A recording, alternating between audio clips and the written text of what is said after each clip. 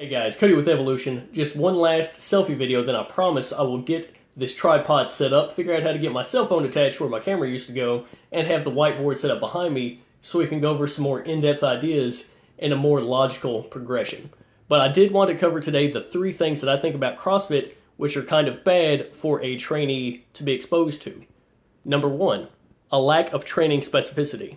Now in the last CrossFit video I talked about that exposure to multiple modalities, different types of training equipment, different types of training style. That can be taken too far where you're constantly going from method to method, from style of equipment to style of equipment. That keeps us from having a specific adaptation to an imposed demand. So typically in those circumstances where you're putting out a lot of energy and effort into very different types of activity, you're going to see two things happen. Number one, your muscle size is going to stay about the same. You may see a little bit of thickening of the muscle, and you might see a little bit of fat loss. You'll probably see a little bit of cardiovascular adaptation, but as far as something that's going to be with you, as far as a strength gain, it's going to be very minimal, and it's going to be very hard to keep on a forward momentum. Now that's very important for overall health maintenance and for being able to predict how you need to train 3-4 months down the line, how you need to have your nutrition designed 3 or 4 months down the line. Now those numbers 3 to 4 months, that's typically the swing that we've seen in bodies over the last 25 or 30 years, looking at studies, looking at a lot of anecdotal evidence. You have waves where your body's going to adapt very quickly, very strangely, hardcorely, I think that's an adjective, we're calling that an adjective, over a 2 or 3 week period at the end of what seems like a stalled 3 to 4 months. That's because of specific adaptation to imposed demand, something that CrossFit can actually keep you from experiencing. Now, it can keep you from hitting a plateau, which is just your body showing signs of homeostasis or tending to stay in one either athletic ability level or in one style of physique, or what you're able to perceive as your physique. But moving on from that, number two is the lack of safety when it comes to high complexity lifts. And I am talking about the Olympic lifts on this. With the Olympics coming up in Rio, and actually one of our SBC guys is going to be there for the third consecutive time. I think that's pretty cool.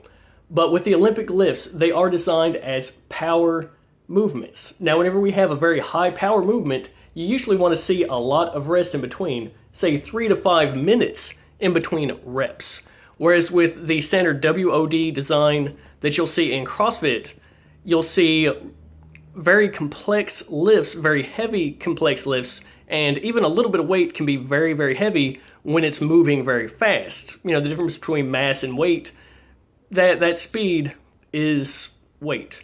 And we'll see it taught to be done more for time than taught with good form over a specific time. Now, is that endemic to the entirety of the CrossFit training community? No, not at all. Some of my friends on Facebook, some of my friends on YouTube are very, very, very well versed in the technical aspects of Olympic lifts and the strongman lifts. But on the whole, whenever you go to any type of training seminar, when you go to any type of business development seminar, anybody that's doing CrossFit, if they're doing a presentation, it's almost guaranteed that you're going to see bad form done with some very bad biomechanics.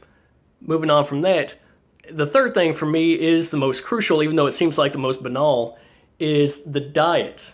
You see I hate to say cultish because I really don't want to seem like I'm being just out and out negative, but you will often see the glazed look, are you paleo? That's an actual facial expression, the are you paleo facial expression, whenever anybody talks to you about CrossFit and their meal plan. Now, it's not as bad as someone intending to convert you to the idea of paleo, especially while drinking paleo-friendly beer and eating a paleo-friendly cookie. And again, that is a thing that has happened. I don't know the brand. I don't want to know the brand. What's the best thing to eat, though, whenever you're doing CrossFit or anything where it's a high activity output?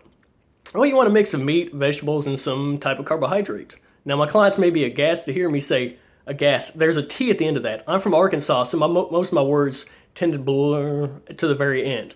But anyway, you do need some carbohydrates if you're at a consistently high energy output level, which most people in CrossFit are. However, a purely, and I'm going to have to bring my hand into frame here, paleo meal plan, you'll see some things that aren't necessarily necessary nutrients, but they'd be necessary considering that particular output, that particular style, especially, again, going back to the Olympic lifts, that's a lot of neural stress, and your brain eats glycogen exclusively, and it's actually one of the biggest energy outputs in your body, no matter how much muscle, how much bone, how much fat you have. So you need to have a more balanced meal plan whenever you're doing something like CrossFit. And there are about 5 or 6 right now offshoots of the CrossFit training parameters. We're not going to get into those today. We'll probably cover those in a future video if y'all are interested. So to recap, because I can tell I'm about to go off on a little tangent here, the 3 things I dislike about CrossFit are the lack of training specificity, the lack of technical mastery of more complex forms, tethered to the idea of incorrect programming with those lifts, and the lack of proper nutritional planning when incorporating that into the CrossFit paradigm. Guys, thank you for watching, and I'll talk to you on Thursday.